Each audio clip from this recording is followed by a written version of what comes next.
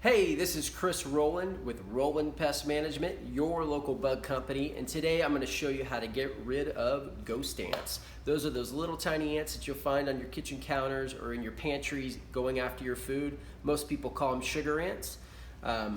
So what we'll do is we'll take our bait. You want to use a good liquid bait. There's plenty of them out on the market. Today we're using Max Force Quantum, which is pretty good.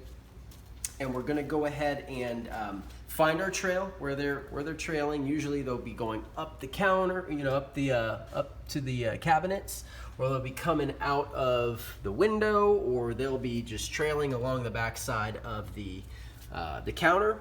Wherever they are, you're going to want to put a little tiny drop of this bait in their trail. So if they were trailing around here, put a little drop, and then you'll watch them all start to swarm the drop.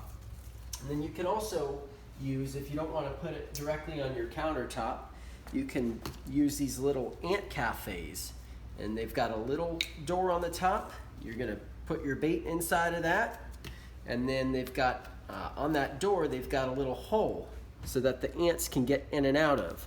So you just put it wherever your ants are trailing, and set it and forget it. Within a couple of days, no more ants. Now there is one other important step to this. You can't just treat them from the inside. You want to go outside with a good liquid residual insecticide, a non-repellent insecticide, and make sure that you treat around all your doors and windows and the foundation. And then also any shrubs that may be touching the house, you want to hit those as well. So if you have any questions or anything like that, you can call us. It's 407-969-6162. Again, this is Chris with Rowland Pest Management. We roll in, the bugs roll out.